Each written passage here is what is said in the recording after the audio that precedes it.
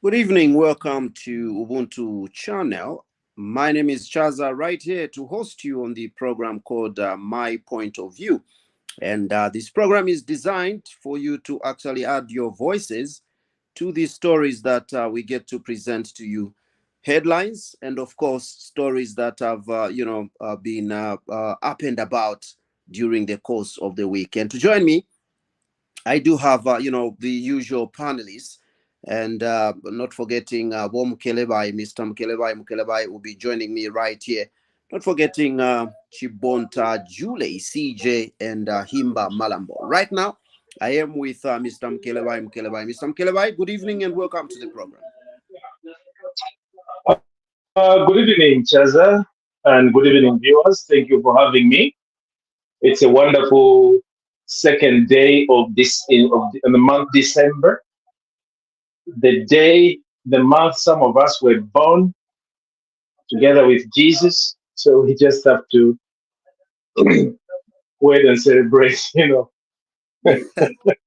Definitely, it's a good thing to know that, Mr. Mkelewa, you were born in December.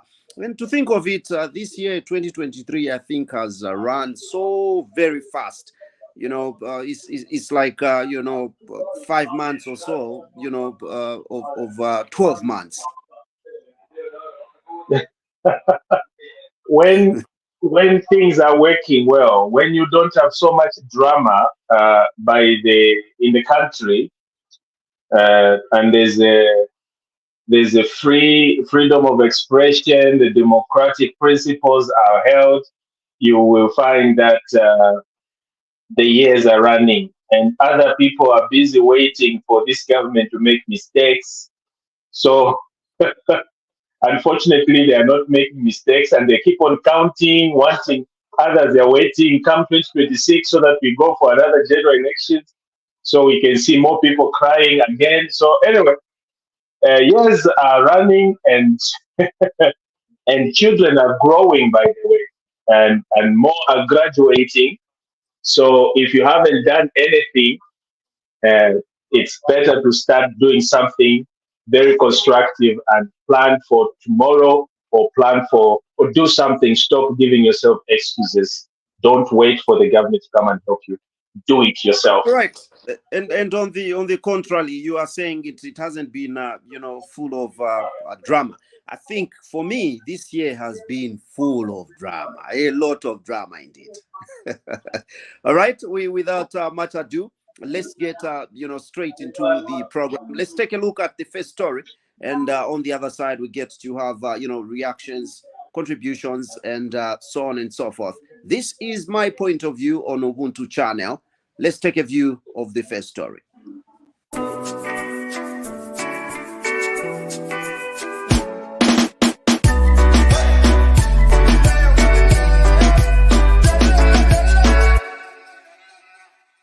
Anxiety written all over their faces, and the body language is that of helplessness. What they thought was their safe passage was their death trap last night. The earth collapsed at Chingola's Sensele open pit Cop A mine, leaving about 30 illegal miners trapped.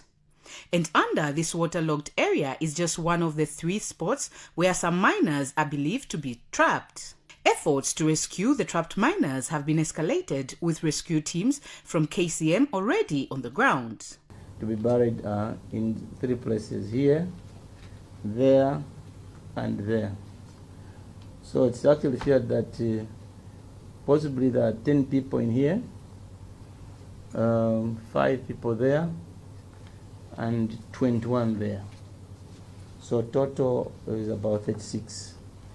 So it is anticipated that vertical holes could have been dug and then horizontal holes made to the side walls. We have joined the task of trying to recover the people that are trapped by providing equipment. Mines Minister Paul Kabuswe has visited the scene. We first need to go on site and understand really what has gone on, so that we'll be able now to have a clear picture of what is going on. Michael Mshota is one of the leaders of the illegal miners. nombe mfura tayaro kere kuno kunchito yaro kero kutari sana kumbi elo ya isa fe ma drainages and then yasa chitata kya baba nestu bombana vena urtu akwato busanso. The miners feel the rescue mission is not moving fast enough. Ilishe chikuru sana so cho ture fo afe sana but wafuilishe ko pampu ikuru apa ba maini pantu ama pampu twarapu ishana ngwanu wiki apa pe uteko bwesu watu wafuilishe kwa mamashini na mapampu airo pali akamana kabisana hapa. The relatives have gathered at the entry of the mine pit, hoping their loved ones will come out alive. Over 30 illegal miners are feared dead, and by this evening, no miner had been retrieved. Msenge Mulimba, ZMBC News in Chingola.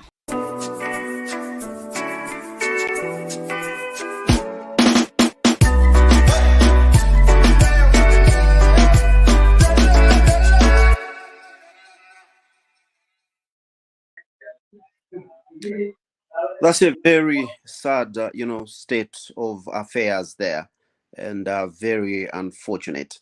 We've been joined by Ribet. Ribet, good evening and welcome to the program.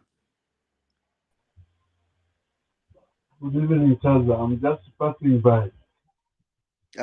You are very much welcome, and we do hope you will definitely get to add your voice to the stories that we do have before you take off. For now, let me invite Mr. Mkelebai to react first to the story that we have at hand. Thank you so much, Chaza. Sorry, my throat. I have to clear my throat. Well, it's a very sad development. And these are the things that we've been telling people to really be serious and be careful when it comes to safety issues. And when I hear the news, I hear the headlines stating that the illegal miners were trapped. That itself, it's a sad development. That people were illegally mining and they have no experience, no qualifications when it comes to safety issues. They decided to dig without taking into account the consequences.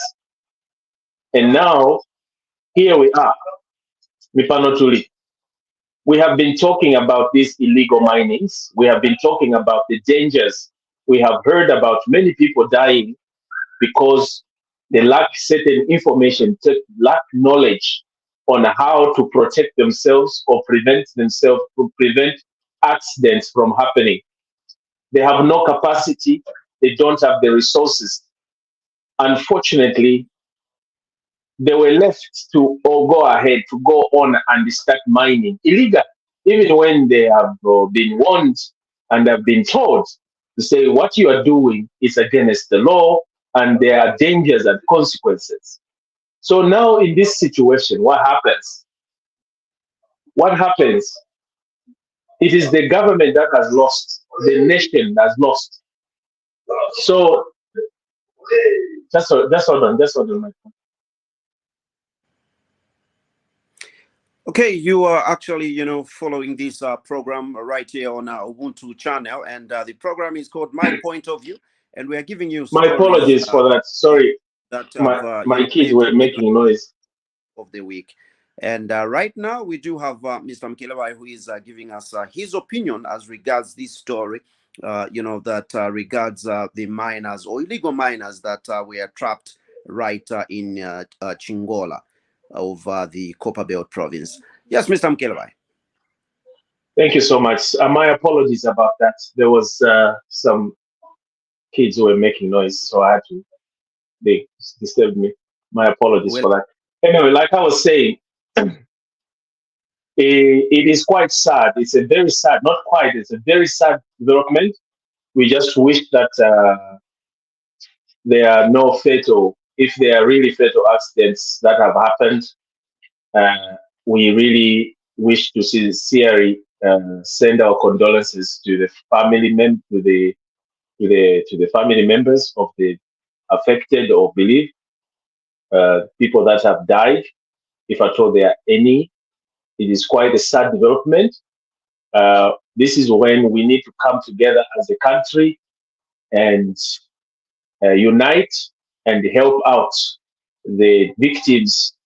We know that illegal mining is not allowed. It is called illegal, and there's no way we can legalize illegality. So when it is illegal, there's a law.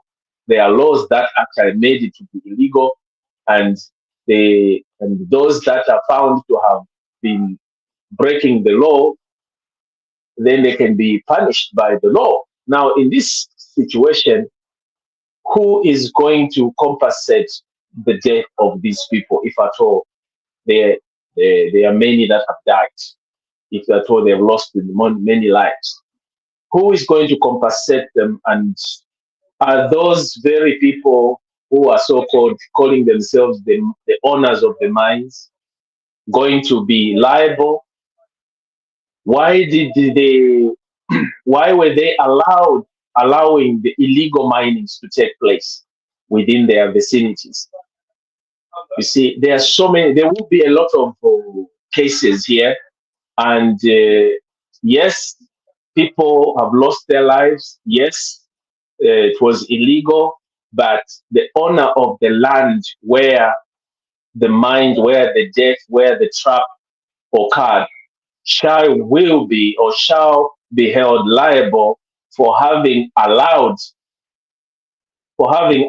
such activities taking place. Even when it is illegal, they ought to have secured the place so that nobody walks or goes into the place.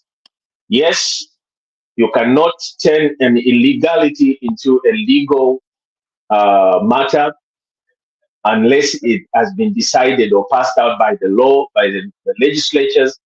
Otherwise, for now, it is sad to the family. If it were mievo kutira kyama mine twalishwa ti in imchito takwava and kulinsala. So we know that you are trying by all means, Malaysia, munshire ilyonse yakusangira morupia. That's why you are risking your lives to go under the mines and start digging, getting something. But what we can only tell you, for you who are survivors, please desist from this. If you want to mine, get proper equipment and to safeguard or take some courses to protect yourself from such kind of calamities. Otherwise, loss of life is something that is so great because you cannot get the life back. Once you are dead, you are dead. You are gone, you are gone. You can't come back again. So it is a great loss to the nation, a great loss of the human resource. We don't want to lose people on preventable issues. This one was preventable. This one was preventable, but people chose to ignore the signs, but decided to go ahead. And if, despite the danger and the risks, they decide to go ahead and go under the mine and start digging. That is a problem on its own. How do I bring the government into this, to blame the government? I don't know, because the only thing I can blame the government is to failing to create favorable environment where these youths, these people that have died, to have something to do, get jobs, or keep them busy than going through this mining, scavenging on the mine minerals or the leftovers and stuff. To me, that's a danger. The government also should actually feel sad about this, because one loss of life, it's just too, it's not that simple. But many of them, 30 or 20, that's a great number that we need to really be worried about. With the government should look into this and try to help family members in whatever way they could. Otherwise, it's very sad development for Zambia. And this is where we should throw our politics away and try to give moral support, moral and material support to the victims and the families that are affected. And we wish to call upon the businessmen, those with the capacity to go, the engineers to go and help retrieve the bodies or retrieve those that are still trapped under.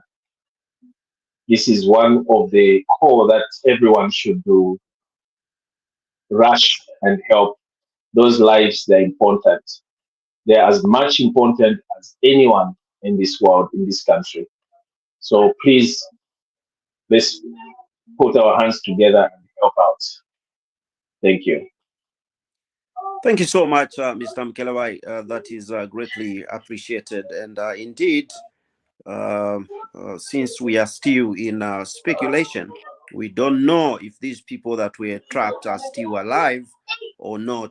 But we really feel sad about this development. Let's take a look at next story. And chances are really slim.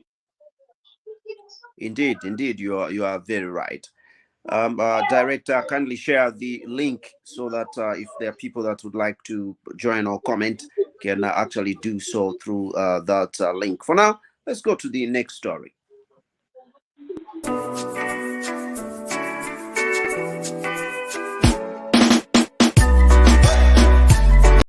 Residents of Lusaka's Kabanana compound received an unusual and shocking case where a 40-year-old man allegedly defiled 7 girls of the same area. The suspect is believed to have been operating in this shop, which is currently closed, and police have confirmed this development, saying the suspect is currently in police custody. We are holding him for the alleged offense of defilement. Yes, he is alleged to have defiled 7 children aged between 9 and 15 in Kabanana compound.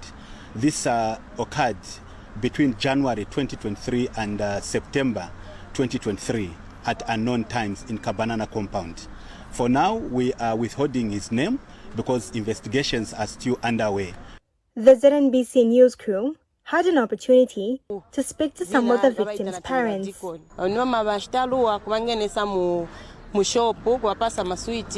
Then atwazanga kalika pamendo kubalela kuchitavo vopanda pache na bana, then wakasiriza baenda bana, then bana bajamene bachokako kuja bakaenda mkomboni bashita recruit banzao baendako bonse bashita sochabe winango kamfunza wadikoni benzo segula zipu banikazika pamendo sochabe so mwaona bakupasani mazinga 3 enzo tipasa ma 15 kwa changatiswa na gulise bwino kamba tawe lero sinagulise bwino tenga nkoni makoini so manje mwandini sichabwino si ababeka bana na benango so apatizi banauziwa na kuti na benango mkomboni bakalimu bana ululana ni bamene abachabe okusaidi wamino kwa bamene bana mvera benango vabala mwaona ndiye banabwera manje kuyamba kuulula. And Raphael Chota Ward 25 councillor Boniface Walia is dismayed by the case. So according to the information that I've gathered, it entices, children with, sweets, biscuits, money, so on and so forth. The victims are currently receiving treatment at Chipata Level 1 Hospital. Fortune Melita, ZNBC News, Lusaka.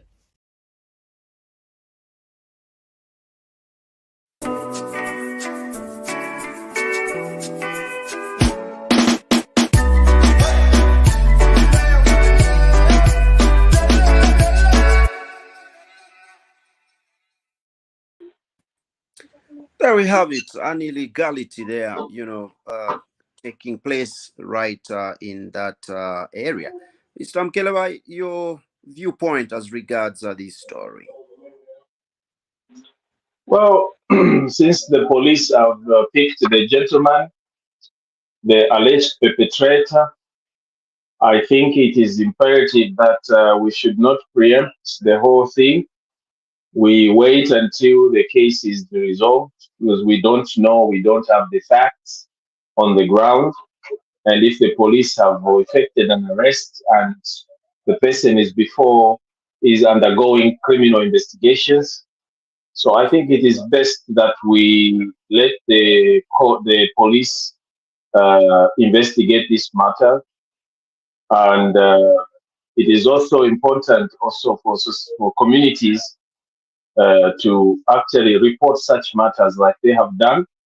They shouldn't wait for so many time. Even when you see the signs, we need to report such devices to the authorities. This issue of defilement can only be pronounced in the courts of law. Right now, we are just on speculations. We don't know what really transpired. We don't know who these children have told or what they saw. We are just hearing this on hearsay. So it is okay for us to wait until the whole full information is given, not just on speculation. It will be sad. We may spread some kind of hate throughout the country when this person is actually not even guilty. We don't know what really transpired. So we have to wait until the matter is before the courts of law to know the whole truth, but nothing else but the truth.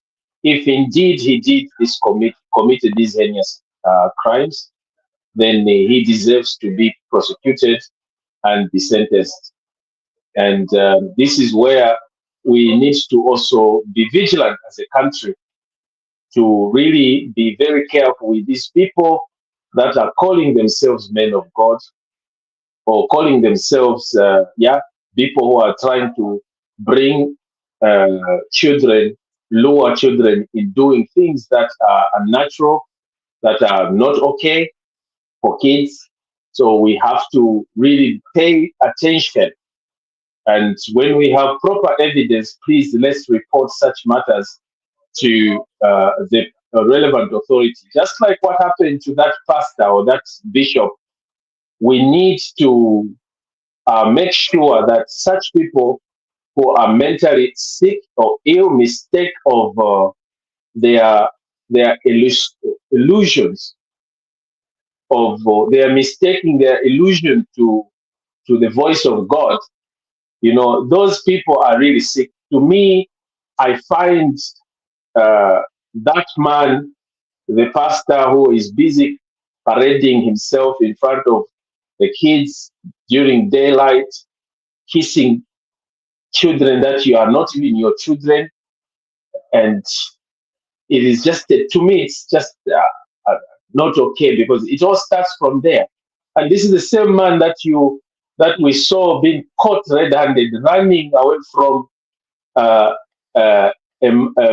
somebody's wife, who was found red-handed, and we see him parading himself as a man of God, and we see people still following such people, and we still see Zambians even accepting the spread of whatever his messages on social media.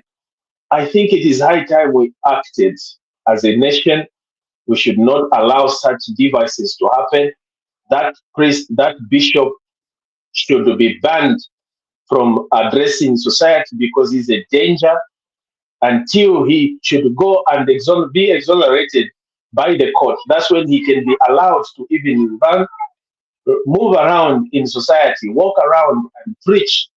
For now, there are so many questions that when we look at him, the only thing we see is a defiler or an adulterous man, or a liar or a crook. So we don't want to have such kind of doubt when we see a man who is busy parading himself as a man of God. So Zambians should rise to the occasion and put this man in his rightful place. You don't have to protest when a politician is just asking for certain small little issues. But then when a defiler, or rather an adulterous man who is caught red-handed is allowed to parade himself and preach to the nation, even allow him to be on social media and walking around in the street, Zambians, where are your morals? So this is where the youths and all the sectors of the churches, especially the churches, those bodies of the churches, the priests, the bishops, those who are writing the so-called letters to the president talking about the state of nation, these are issues where you should come in and denounce such kind of activities. Unlike where you attack politicians that are trying to do the job. So we don't allow it. Close that church.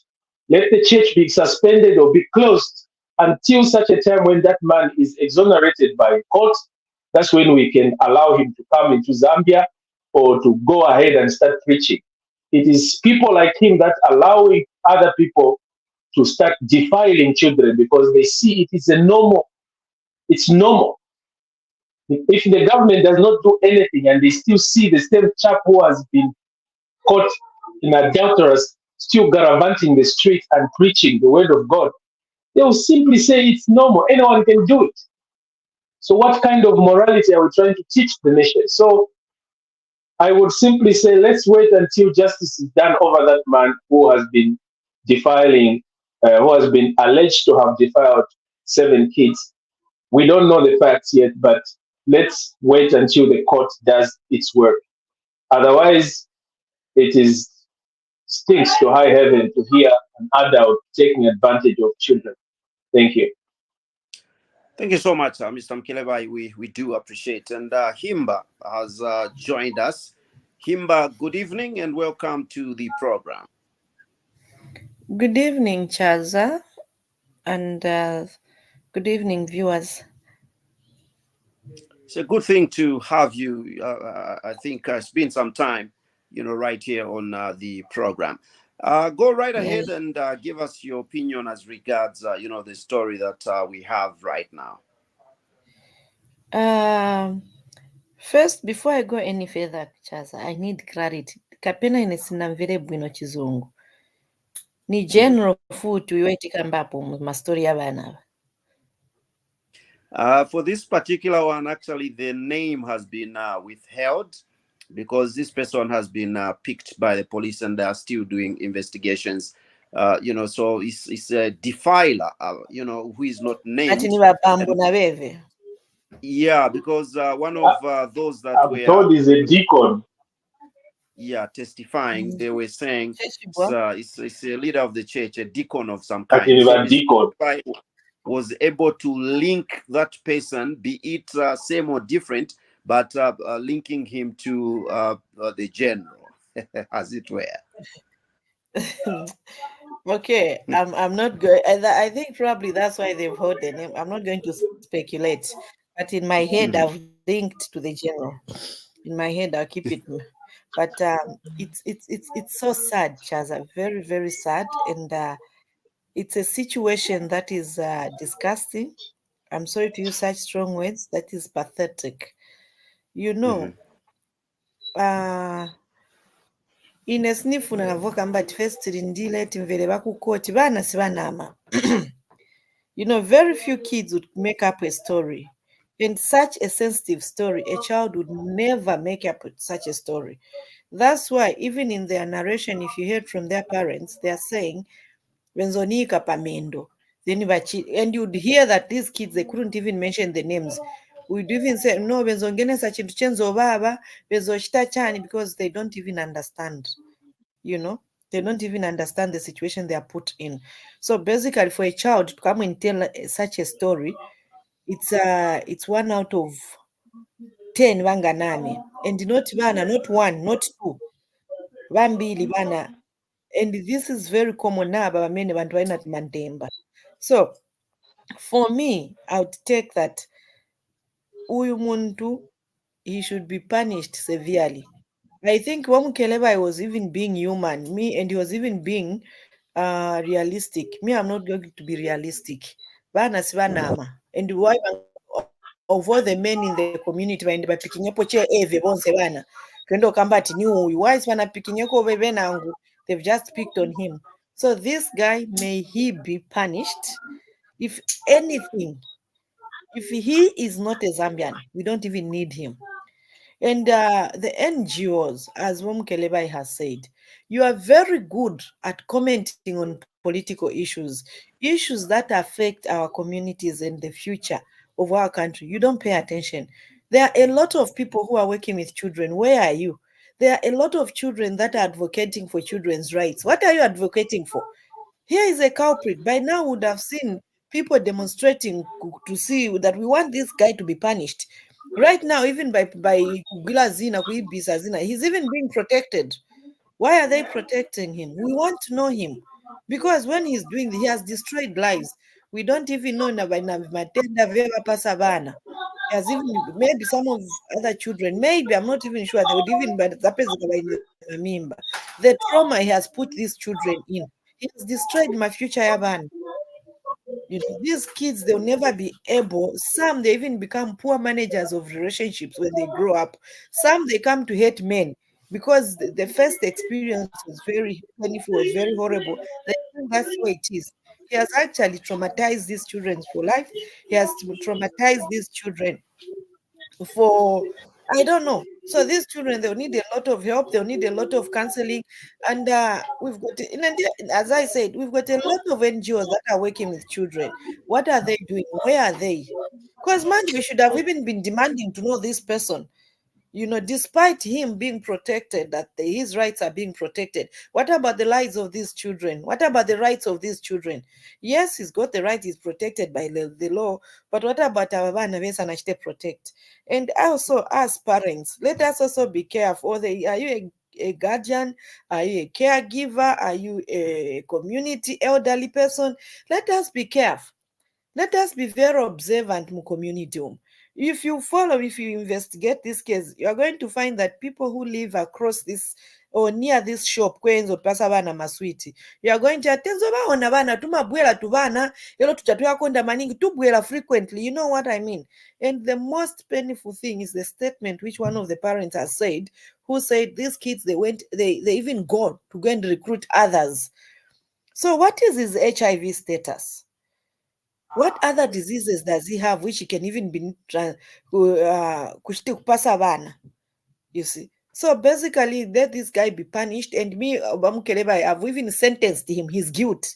Kids, they'll never lie over such a thing. Almost more than 5 story. Let this guy be punished and let him be used as an example. You know, and we know in the communities we tolerate things that are wrong. Nama churches are men, we are tolerating bambo. So at elder. So what kind of an elder is this person?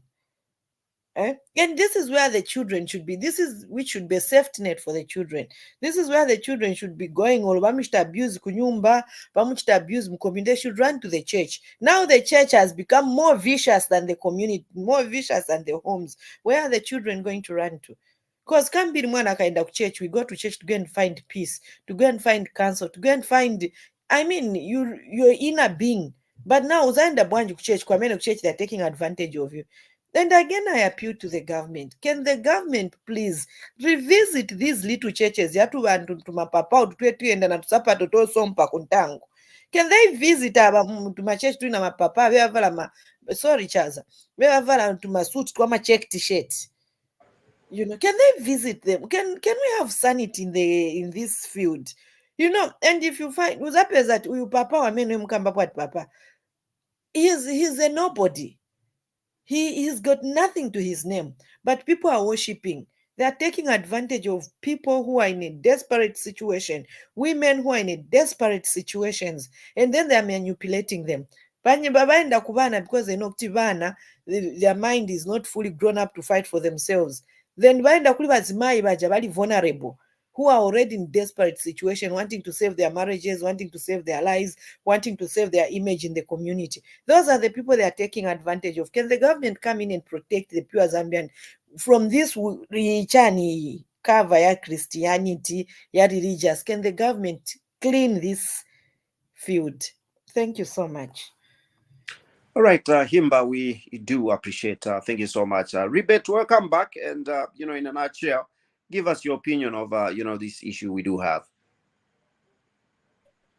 Unfortunately, Charles, I will comment on the next story. I just All right. No, that's fine. That's fine. Thank you so much. And let's proceed and take a look at the next story and see what we do have right after this.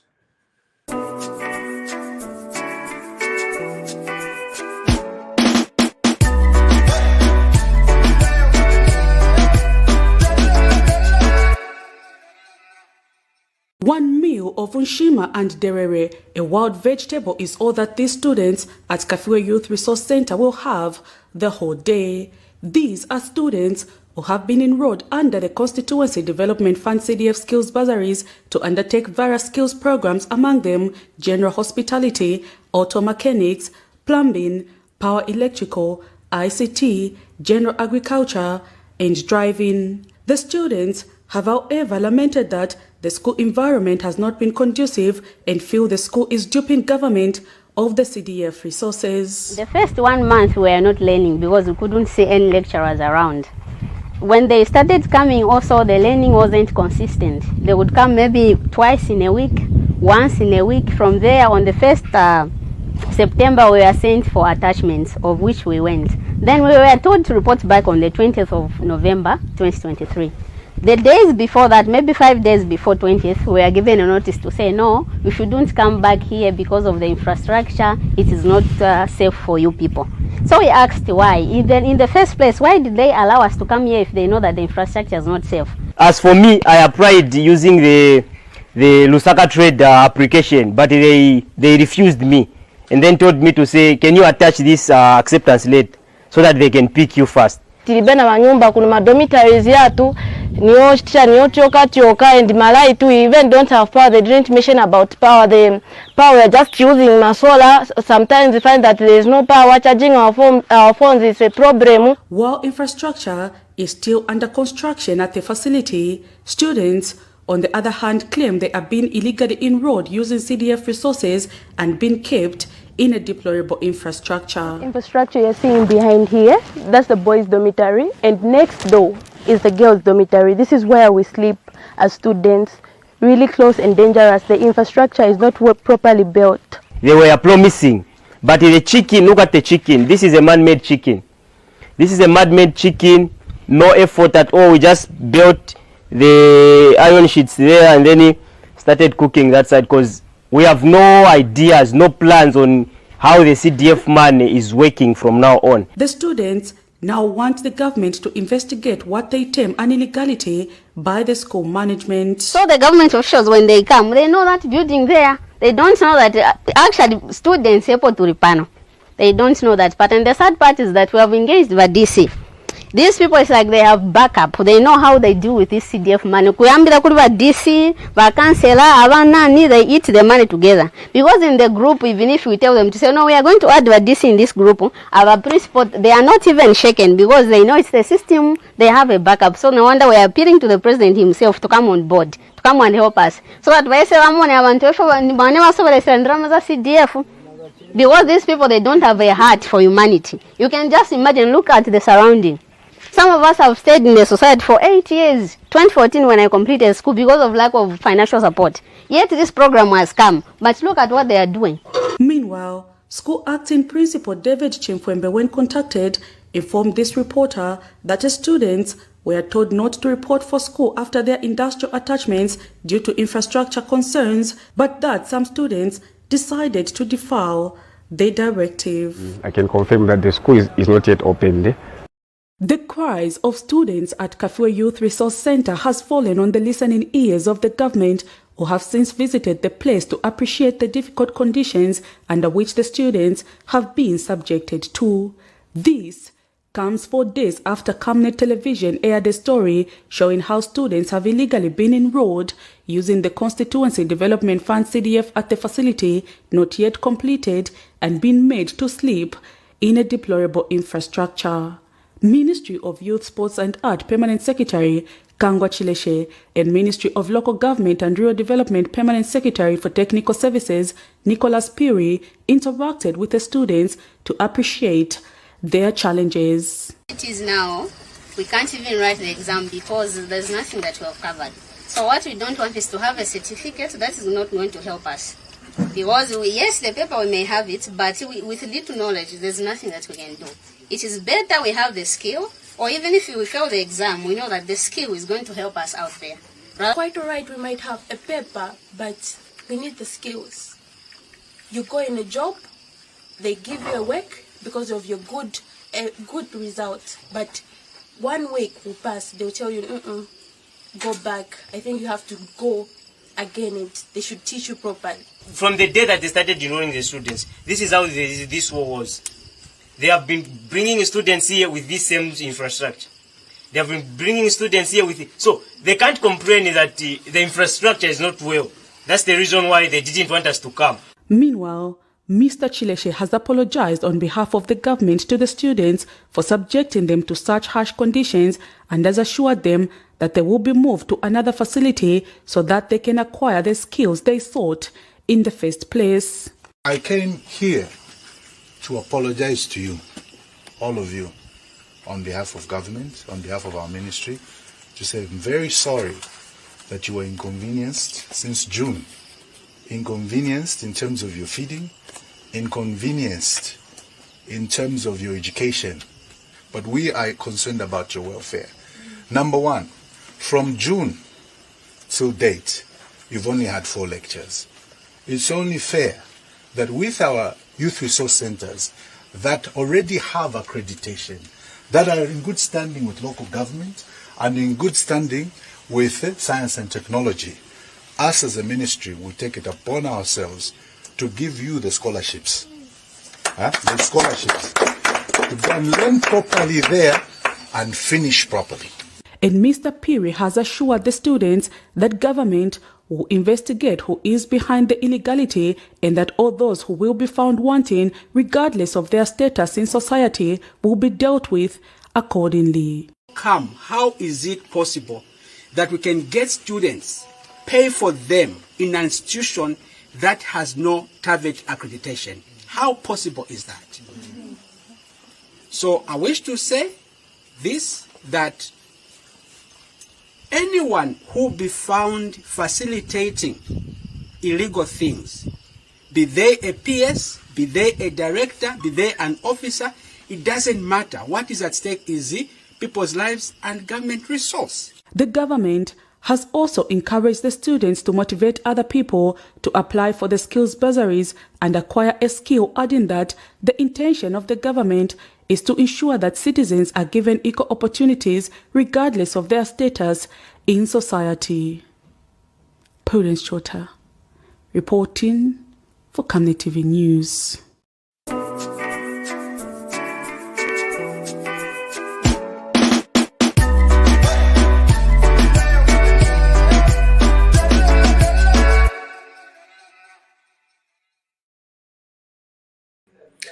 Right on. Those were actually, 2 interesting stories. The earlier one was actually, a report as regards, that education institution.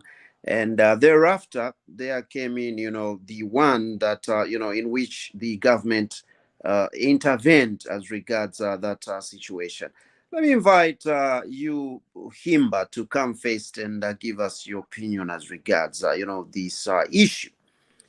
CDF, purported, scam in this particular case. Thank you so much, Chaza. And allow me to apologize for not being on camera. It's just that I'm in a position where I'm not allowed to switch on the camera.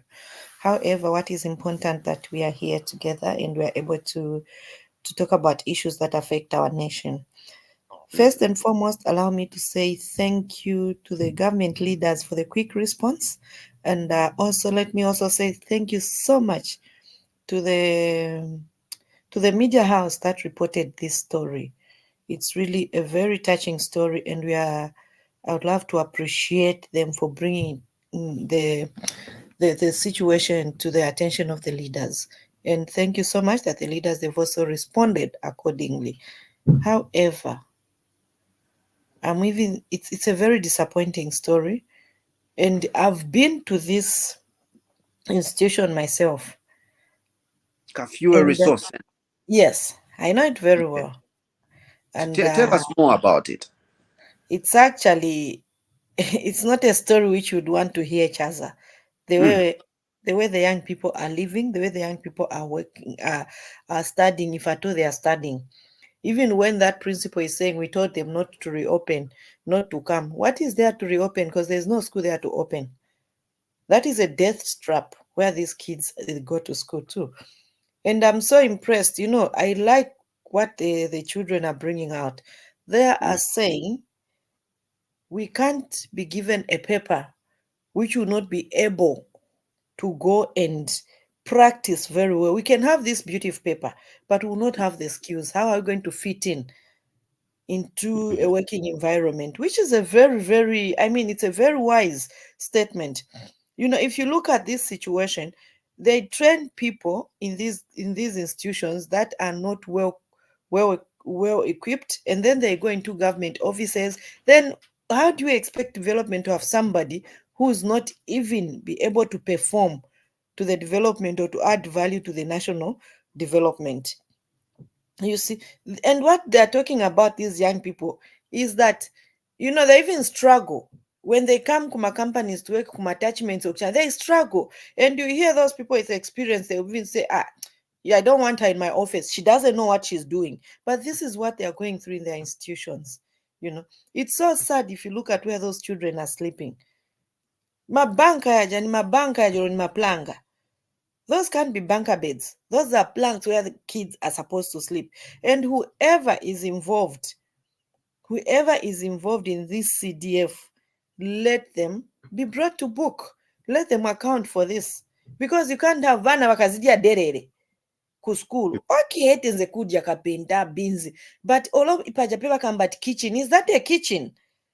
Now I'm thinking, during rain season, what happens?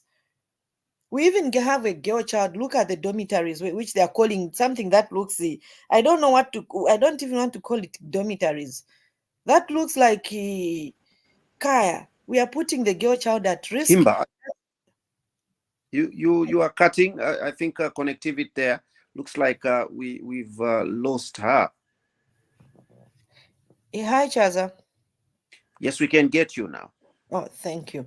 I'm actually saying, if you look at the dormitories where the young people are sleeping, and there's a girl child there, and we're putting those children at risk. Nanga muntu akabangenela. So I basically don't even understand what is happening there. Because if you go there, uzapeza fulukaya ni, I don't know what happens there. I don't even know. Number principal, the principal should be embarrassed to be called a principal. Even that deputy principal should be embarrassed. If anything, the whole administration should be fired, because they can't be getting paid or receiving money from taxpayers' money with Vijave. So why are we paying them as a government? What are they being paid for? To go and abuse children? To go and neglect our children? Is that what we are paying them for? I advocate that they should all be fired. They shouldn't even transfer them to other institutions, because they are transferring a problem. They've failed us, they've failed the community, they've failed the young people whom they've been entrusted to look after, and they've also failed the government. And this CDF, let it be accounted for. And I appreciate them for the courage to come out and speak, and even to say there's a chain reaction that these young people are very wise, and I pray that they're going to be very positive contributors to development in the society. I submit, Charles. Thank you so much. We do appreciate Himba. Ribet, what's your point of view as regards this story? Yeah, thank you, Chaza. Good evening, my sister and Vomukeraba. Good evening, Ribet. Yeah, it's very interesting. I want to take a swipe on the ministry that actually is in charge of this resource center. Because if you heard the permanent secretary of local government, he said that institution is not accredited to TVETA. What I know is that these skill development centers, they must be accredited by TVETA. It is TVETA who actually conduct the exams for these people. Now, if they are not accredited to TVETA, like for example, you have schools in Zambia that actually don't get exam from the Examinations Council of Zambia. The question that you will have is, where do they get the exam from? Because all the skills development, all the skills development centers in Zambia, there must be accredited. That's what the mandate of TVET. But if they are not accredited by TVET, and you have a CDF committee that sits and approves the bursaries and they actually even pay to the institution that they very much know that is not accredited to TVETA. So the question that you have, like my sister said, those children are very wise, because they to start with, even if they write an exam, who will give them their certificate? Who will give them their certificate? Because the certificate must come from the TVETA, but who will provide the exam? So there is a very, very big fish here. So it's for me, the resource center does not exist, because if it is not accredited to TVETA, it means that it does not exist. It is not where actually even to conduct classes. It is not where actually to prepare exam, because because preparation of exams is supposed to be done by TVETA, not them. So if they are not accredited, it means that they are not there. So how do we surely you have this opportunity? You know, sometimes as Zambians, we like complaining.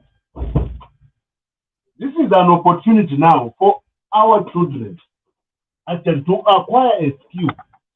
And you, as the parents or as leaders in the community, you sit and approve the money to pay for the institution. I'm sure people that were approving these bursaries know that institution, if just even to look at it, surely as me as a parent, can I be happy to take my child there to go and learn from that environment? Surely. So we are, for me, this is sabotage, because you can't have people that actually if you yourself you went to good schools, why would you want to subject the children of your colleagues to such environment? And you will know that the school is not actually accredited. What exams, if you had them in they only had four times from June, 4 times to learn. Then they received the money. So we have a very big challenge, because we ourselves as Zambians, I think we are creating these problems ourselves. Because there's no way that you are sitting in a CDF committee and approving the bursaries to send children to such environment.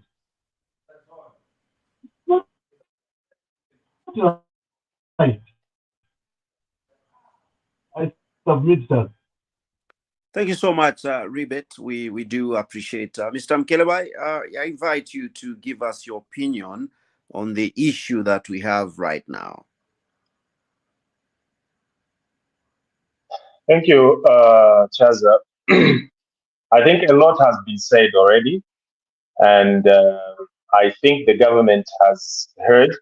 It's good that the issue was out to the public, and this is what we talk about. And kudos to the journalists and the station where they are from, where they are working from, that has brought out these matters to the public. We have such Zambia is a huge country, and we need to help the people, to disseminate information to the people. And the only best way to do it is through such kind of communication by the journalists who are spreading the news everywhere in the world. Now that we know So what is it what we are going to do? There are so many schemes or schemes that are taking place in government today. These are challenges that are going to mushroom as a result of the CDF that is being given, and people would want to purport or to pretend to have institutions that are registered, that are running, that they want to, all in the name of wanting to get something to themselves or feed themselves. Yet they are not actually doing the right thing. It was very sad to see, to watch, and what is touching me is the intellectuality and how eloquent those students are. Those students are very intelligent human beings. I'm telling you, the issues they were articulating there were more than a student. When I hear the way they were expressing themselves, I could just simply say that those are well-informed students and they cannot be taken advantage of. And they did well by speaking out because they spoke the truth. That is how it should be done, and that is how it ought to be done. And the quick response by the government was also something that we can simply say thank you to. This is how it ought to be done. This is how it should be done. Instead of attacking the victims, instead of demonizing them, find solutions for them immediately and then sort out these scammers later on. To me, that's good. So I won't say much. Otherwise, the issue has already been resolved. Now we are yet to see how these people that were scamming these young men and women, how far they will go, how the authority will go in making sure that those chaps are brought to book. So without wasting much of your time, I'll say kudos to the government and the journalists and the students themselves. Thank you. Thank you so much, Mr. Mkelewa. And indeed, we are yet to see. Would love actually to know what happens next as regards that institution, and also would like to see that the scholarships that have been promised to these students have actually been given, because I think these are individuals that are forecast, and indeed they are interested in acquiring knowledge, and that knowledge that can culminate into practice right in the field of work. Now, let me just read one of the comments that we have on Facebook. This one is coming from Mubanga Nasieku, who's actually saying, churches must be scrutinized. These preachers must go to study and get qualifications, learn from the experience of Rwanda.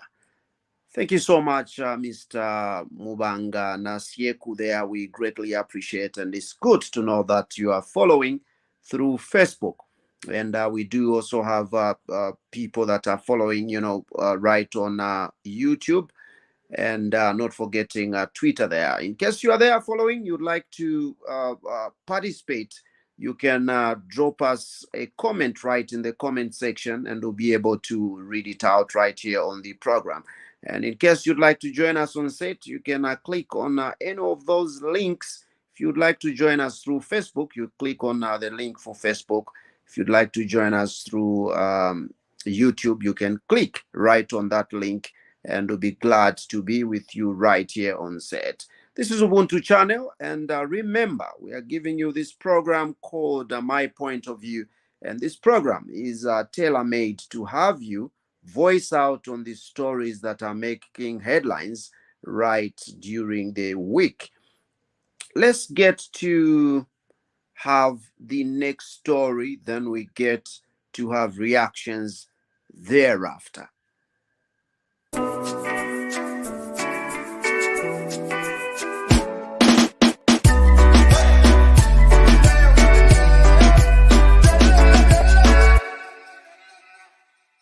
It is up to the police to establish certain points where we think security checkpoints must take place. but we should not allow ATMs on the road. That was among key messages by Minister of Home Affairs, Jack Mwimbu, speaking during the commissioning of a new Kafue police station and handover of a motor vehicle and motorboat for the police station. Mr. Mwimbu warned against unnecessary roadblocks. He regrets that members of the general public are made to pay money through the back door, warning that police officers who do not want to reform will be compelled to do so. Not allow unnecessary roadblocks in the country. Members of the public have been complaining that from Kafue, at times from Kafue to Lusaka, you'll find 10 roadblocks on the way. And members of the public are made to pay money through the back door. This should not be allowed. It's tarnishing the image of the country, and we are aware that the international travelers are being targeted, foreign trucks and vehicles are being targeted. This should not be allowed. The minister also implored people to follow the right procedure when hearing their grievances and avoid resorting to taking matters in their own hands. He urged officers to take people's complaints seriously, further stating that the police risks losing the public confidence due to failure to uphold its mandate. So the public have been raising issues that there are so many complaints and cases that have been reported to the police, which cases have never been resolved. Members of the public will slowly lose confidence in us if we do not sort out the issues. When matters are reported to the police, members of the public expect that thorough investigations are done and culprits are brought to book. We should not allow a situation, Commissioner, where culprits, criminals are seen boasting in the public that nothing will happen to them. The meeting saw the participation of Kafue residents, the constituency and district officials, and various government officials, and the council chairperson, Bomba Malambo, and area member of parliament, Miriam Jonia, were among the speakers who toasted to the fruits of the Constituency Development Fund, CDF. The council is to facilitate development to the people of Kafue, and we therefore wish to state that with the increased CDF for 2024, we are more than willing to offer our support and provide that which we can as a local authority for the betterment of our people whom we lead and we serve. Kafue, we are talking about having put up several classroom blocks, clinics and maternity wings. Right now we are working on some of our bad roads, and the list is endless. The police in particular, Honorable Minister, has had a fair share of these CDF funds that we are talking about, of course, which are exemplified by the beautiful structure that we are witnessing today, which received a budget allocation of 2.4 million kwacha. Patrick Soko, Camnet News.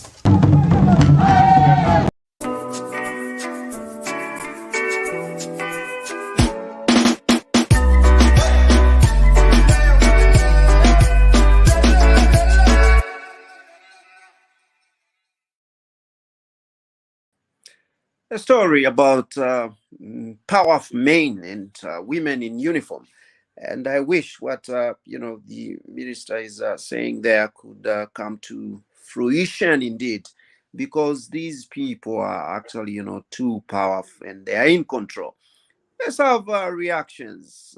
First of all, let's get to have the reaction from Rebet. What's your reaction?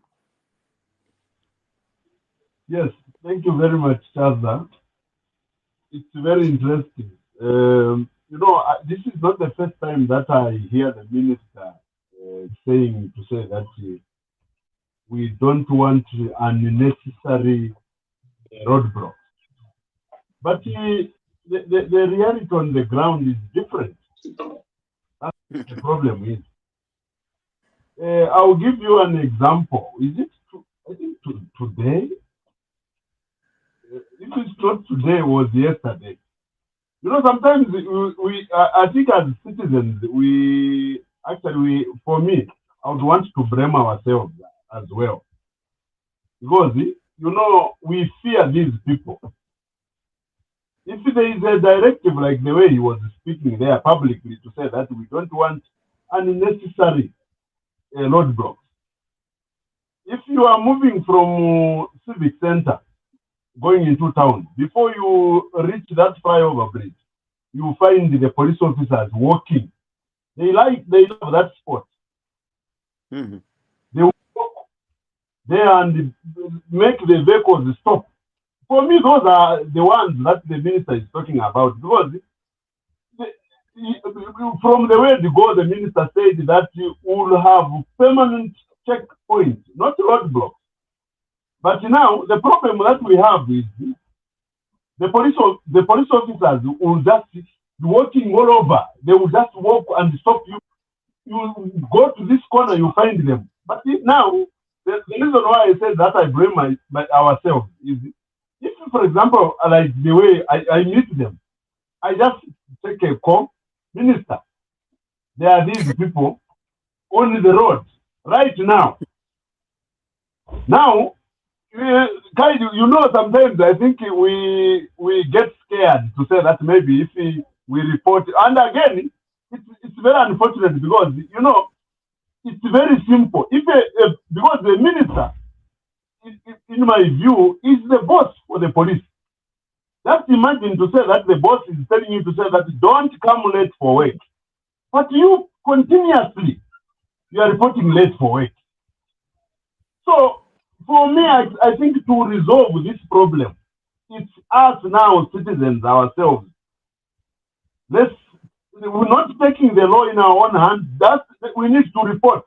If you see them, I think maybe what we need to advocate for is to have a number that actually will be calling direct to the minister or to the minister himself to say that no, these people are on the road continuously, despite you stopping them. So that those that actually are at that point, because I'm sure when they are leaving their offices, they don't just come out. They tell their bosses to say that now we are going on the road.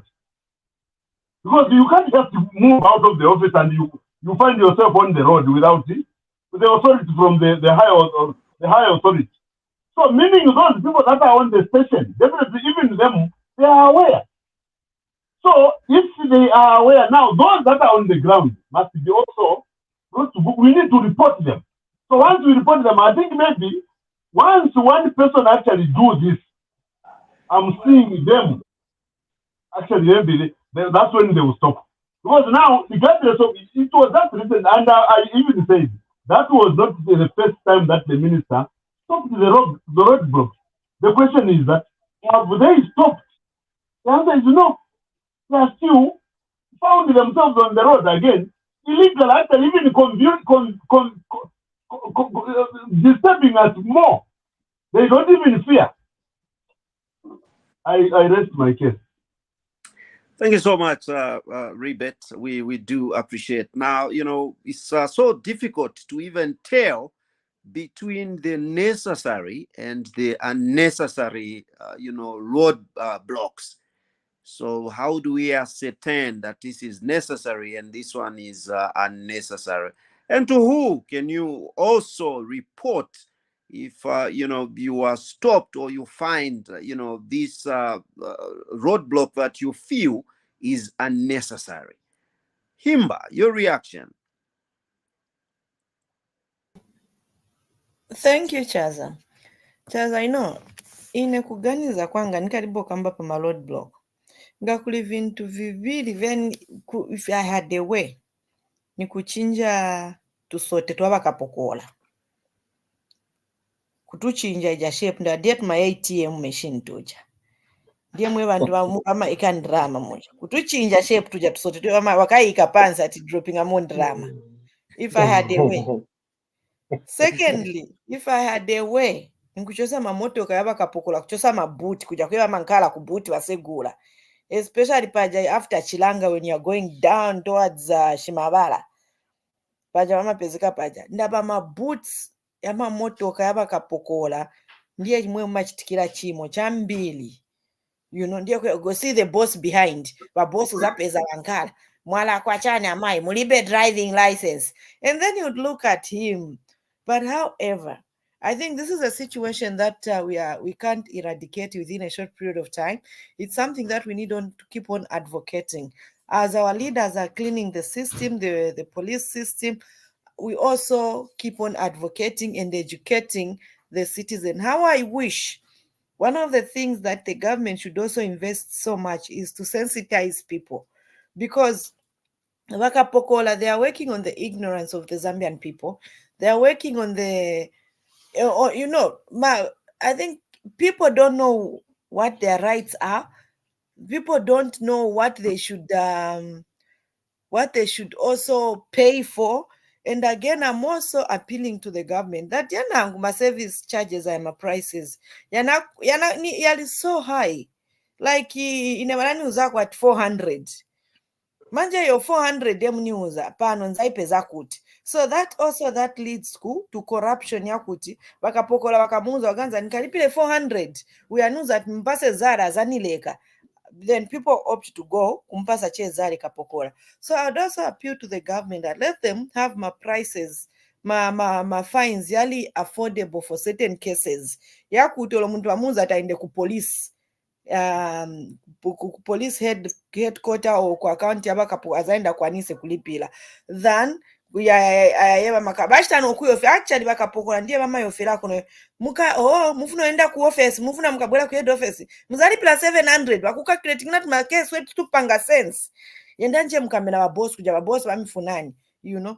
So basically let's the government come up with at least a reasonable charges that every person would easily afford, and they would not really want to negotiate. And even as a citizen abantu lekantle kubapasa mandrama and chinangu chechimani babachaza zapeza motoka niyo kufa vaigwira pa road block chiri ngwengere chimotoka pa road ngwengere vachipereka kuja kuwaya ku Central Police. The next day futi motoka mwaipeza. Can't they find a way of also repairing, making sure that those vehicles are repaired before they go back on the road? So as much as we are talking about road blocks, between Kafue and Lusaka, they are so irritating. Kulipaja kulija speed trap kaja kaya maika ka camera hello ama jumpa funi kambeba keka choka musanga kubwera pa road. Have you ever noticed that kind of thing? So I only hope the Bangvela Wakapokola and we citizens, let's not tolerate such, let's not allow such. When they come in, tell them, okay, charge me, let me go and pay to the right office, or let's learn to argue these cases, because sometimes bashano kambanza kusakirira kafukwa tuone ulina driving license ulina inabanani gwirapo nishina dead body mumotoka until I sacrifice, and inabapita kunzelu chaz no boys atoke gwiranine. I was with my nephew. I said okay gwiranine because I was pregnant, so I knew tinkawaza gwiranine elo nina mimba baza that gwirani you msie no ya end manje madam tizamperekani kuti ndi mwezo no because move not pezela case we've got a dead person in the car, so how do you expect us to be here for a longer period? Uzaonongeka movie ni pa road block hapo peba natigwira atigwira team nika ndani mkambe na ba boss, you know, that kind of thing. So those are things which doesn't really make sense, and it's not a story that I was told. I went through it. So bakapokola ba malod block yali paka, and you know uone malod block then kulina vima toll gate muende pa toll gate miende. So I don't, it's just total confusion. Can they correct that situation? I submit, Chaz. Right, thank you so much. And you know, Himba, the other surprising thing is that here in Zambia, the police hide. If they have, you know, speed cameras, they'll be there hiding. And the moment that you're about to, you know, cross, then they will jump onto the road and stop you. But I think, you know, it's not a good thing to hide. You must even be aware that, you know, there are speed cameras and road markings, road signs are very clear. If the zone is 80 kilometers per hour, those things are supposed to be clear. But here in Zambia, it looks like road signs are not clear. In some areas, they are not even there. You don't even know the speed in that zone, and they stop you and charge you. I don't think. But why Bama Bisama first? Why do they hide? Why Bama Bisama? They want you to pay. They want to find you wanting so that you can pay. Okay. Okay. Let me invite Mr. Mkelewai. What's your viewpoint, Mr. Mkelewai? Thank you so much, Aza. Well, let us not attack our men and women in uniform for so much, because we need them. We need their security. We need them to protect us. We need them to provide law and order.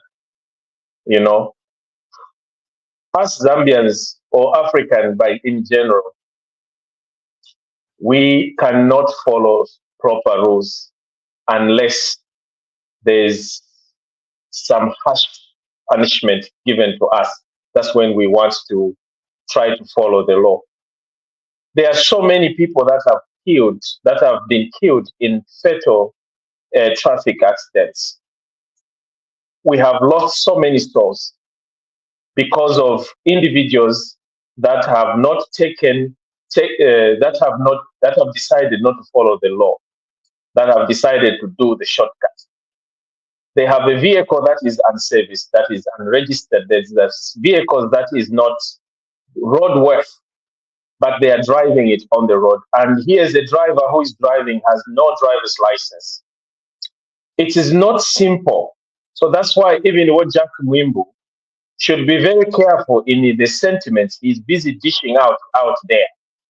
The best thing that I expect from what Jack Mwimbu as the member of Parliament and the Minister of Home Affairs was to sit down in-house, and to get to know, because those police officers who are manning roadblocks, they are not just operating on their own personal accord. They are actually in the line of duty. Some have died during the same manning of roadblocks, trying to control traffic, but the problem is, because we are a corrupt nation, we are a moral decay nation, where when we see a police officer and trying to control, try to make you and me be safe and put on a seat belt and tell you to be careful, prevent your life, we start bashing them, we start calling them names, we start accusing them of being corrupt. Yes, there are certain weak souls that are in the police, but not every police officer does commit such kind of heinous crimes that you are busy purporting. The reason why we rush putting a seatbelt when we see a police officer, I don't understand why.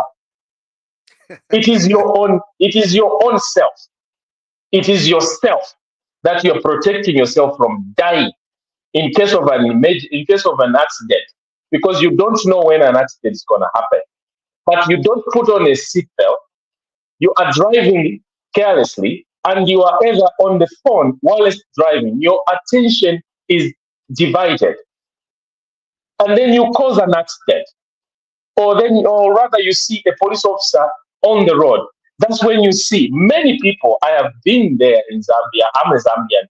I have driven with people who are drunk.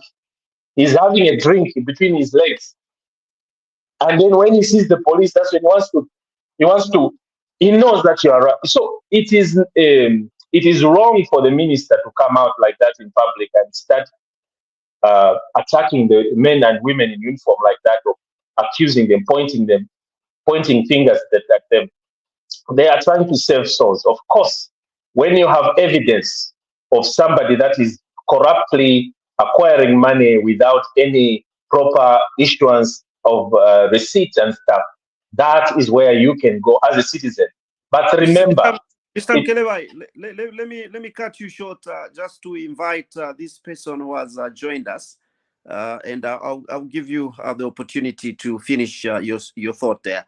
Levi Chirwa, good evening and welcome to the program. Good evening, thank you, Mr. Chanza, and good evening, everyone. I'm following. I'm not new. I was lost in the wilderness. We are glad to actually have you, and we'll give you an opportunity to give us your viewpoint. But right now, Mr. Mkelebai is on the floor. Mr. Mkelebai, I missed him, Chaza. I missed him. Sure. I missed you, Valev. Welcome. Thank you very much. I've seen my campaign manager still standing there, Mr. Mkelebai. An evening of fights. If you will continue, please. Thank you. Thank Anyway, you so let me. Mr. Mkelebai, as you are finishing your thought, I would like also to bring it to your attention that our worry is that the police many a times are being reactive instead of being proactive, because they need to prevent crimes and also prevent road misdoings, just like you were saying. If this road the speed limit is 80 kilometers per hour, it must show. We need to have road signs. And if you are even before you even overspeed, you need to see them. You need to see their presence. Oh, they are here. So you would actually refrain from committing a crime. This is what we are saying. Unlike being so glad to say, oh yes, you are overspeeding, and we henceforth charge you. I think we are against that. This is what we are saying. Please go ahead, Mr. Thank you. Most of the accident that has taken place in Zambia, where we've lost so many lives, is because of the human error. And mostly it is the person behind the wheel that is either speeding or has a faulty vehicle and ignores not to repair and goes to kneel down before the God and claim that God is going to help or fix the car for him, and then wants to take a huge journey, a long journey to Kasama or to Ndola from, you see, when you have tires that are not roadworthy, the vehicles are not serviced, you see, it is not the police that are involved there. It is you as a human being, as a Zambian, that is actually do not take those issues into account. For as long as you're in a country, when you are driving, you want. May I finish my point? No, I just want to also to add that. Say, I'm accident teacher talking about sweetheart. Na bakapokola bama yakozinyisa. Bama pirikisha mukabapeza bakapokola bapirikisha mu offender. Aenda noendo punka bena nguma accident, especially bama minibus. Bama bapisha as if. But what we are saying is this is where we have to understand. It takes two to tango. There's a corruptee and there's a corruptor. So we cannot just blame one side to say these are the only people that are doing all this. Even us, the citizens, we are to blame, because we are even the people who are luring these police officers in being corrupt.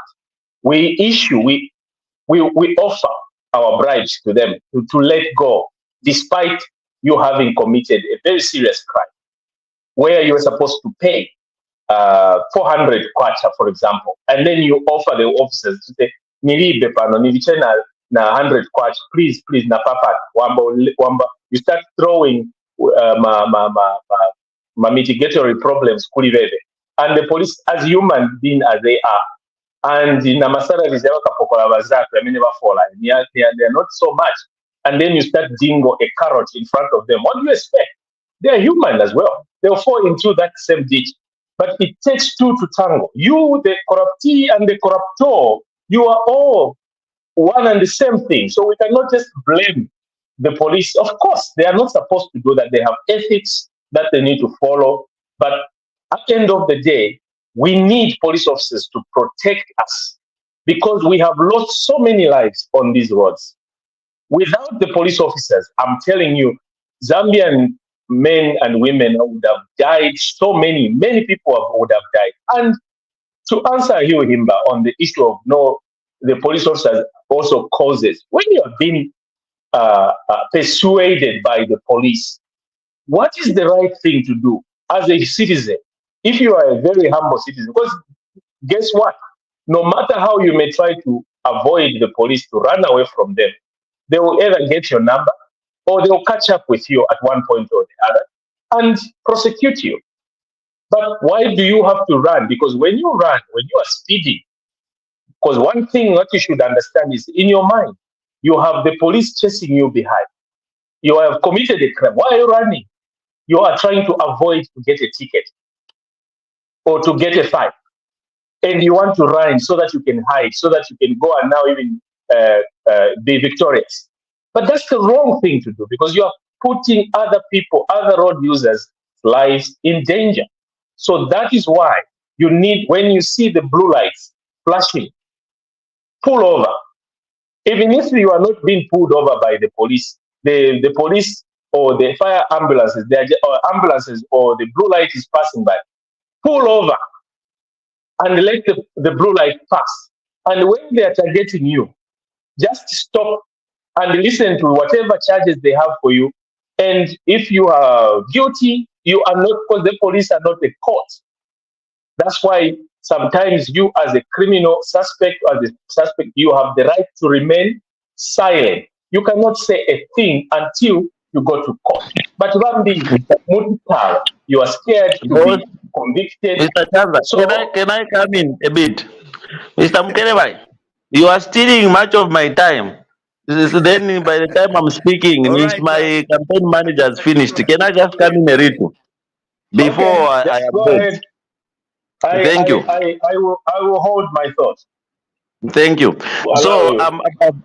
I've been following this police case issue to the point, to both points. To me, I feel standard must be maintained. When we talk of our men and women in uniform today, we are not disrespecting them, but they go off the route. Given an example, we have Ratsa. Why are we not talking about Ratsa? And in Zambia, if there is an offense, people get scared. This Ratsa, they are ever scared of Ratsa because Ratsa, once you are impounded, they will advise you. If it's a simple thing, they will just advise you simple to say, no, here what you are supposed to do is this. And the complications are this. Next time, don't do this. If it's an impoundable offense, Ratsa will get you and you are going to pay to the bank. Now, our colleagues, the only challenge that we have is the amount at any particular time. And again, instead of them being teachers, they threaten. So how are we going to change? Because if there's a standard, if I see a police officer and I know I'll be made to pay 700 kwacha through the bank, believe you me, if that standard is maintained, we'll never have corruption.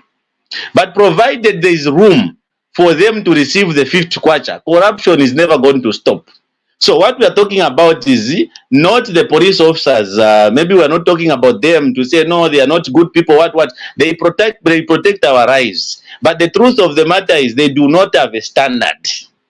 Let them use the law in a correct order. The other day, a police officer crossroads between Independence and Church, that road that comes from UTH, is it nationalist? Somebody stops me in a very brutal manner.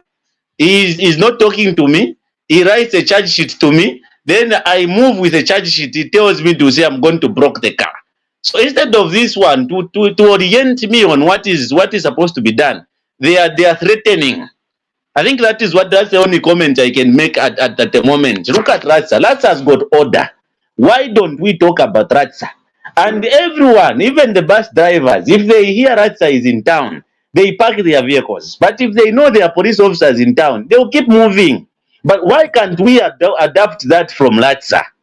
It's very simple, Mr. Mkerebai. Very simple. Because we are given room. Even in the house, if the child is given room, definitely the child will keep committing crime because the child is given room. But if the child is not given room, he definitely will not have a chance to misbehave. I think I submit on that one. All right, Anyway, Mr. thank you. Chimra, thank you so much. We do appreciate. Before Mr. Mkelewa, you do come in, let me just read a comment that we do have from Facebook. This one is coming from Joshua Siansangu, who is actually saying, watching from Munali constituency. All right, Joshua, thank you so much. And it's definitely a good thing to know that you are following from Munali constituency there. We greatly appreciate. Mr. Mkelewa, you may come in, and I give you just a minute for you to conclude your thought. Thank you. What I can only say is that the minister, I appreciate the submissions from my colleagues. Yeah, but the police, what you have to understand is that most of these officers, they are actually instructed to go on man or roadblocks from their authorities. So what I expected from the minister, instead of making such kind of pronouncements everywhere to the whole nation, as though, and without having sat down with the people that are in charge of these officers that are manning, try to resolve this matter administratively or behind closed doors. This minister ought to have sat down with the commissioners and the police inspector general and discuss, especially the traffic section, and discuss with them on the modalities, how they ought to operate. Unlike demonizing in front of the nation. We know the police were dented. We know that there has been a lot of corruption that has taken place. But if you want to catch a thief, think like a thief, isn't it? So how do you stop? Because right now, as you're busy announcing or denting, taking away their credibility from the citizens, people will lose confidence. Like, as he has already put it, they will lose confidence in police officers, that every time they see a police officer, they will look at him as a threat and as a person who is corrupt. Just the way we look at the PF. Every time I look at any PF member, because we have been told or we've known where we came from, I look at the PF member as a cadre, as a violent, and the moment they start using their terms or whatever, I know that no, they are not up to any good. So to me, let's not dress our officers with such kind of names. As a Minister of Home Affairs, you have now the authority. Those officers are under you. It is your ministry that is going to be affected at the end of the day. We don't want to be sued. We don't want the government to lose a lot of compensation because of the inability of our officers to perform their duties. We want you to go and sit down, come up with in-house training, talk to the officers, discuss the matter within the ministry, and involve or engage those commissioners, those officers. Those are pensioners. Those are citizens. Sorry, let me finish my thought. Those officers have been in government for so many years, and they have experienced. You as a politician, you have been there for just a short period of time. You are coming up with a very short-sighted. So engage the officers and come up with a system, like our brother here put it already. Come up with a system where we'll avoid this issue. Unlike coming up with such kind of statement, making yourself as a minister looking good and making your officers look bad. To me, that's a minus. I don't give him a plus. Talk to your officers, sit down around the table and find solution, workable solution. Yes, there are corrupt police officers, and they are also corrupt ministers. So we need to find common ground where we can resolve this matter amicably, so citizens could have confidence in our officers, men and women in uniform. We need them, and we love them. Thank you so much, Mr. Mkelewa. And I like it that, speaking with a lot of passion there, defending the police. And, if there is a police officer, following the program right now, I'm sure they are smiling that despite having some of, the citizens speaking against them, there are people that, are there to back them up. And, those are the thoughts and opinions coming from Mr. Mikelewayi. Not forgetting Mr. Levi Chirwa right here on the program, and Himba Malambo has apparently, fallen off due to connectivity challenges there. Looking at time, I wish we could go on and on, but time is not our best ally. I'd like to thank you sincerely, for following the program right here on our Ubuntu channel. And the program is called My Point of View, coming your way every Saturday at 20 hours Central African time. I sincerely also thank the panelists that have been here on the program.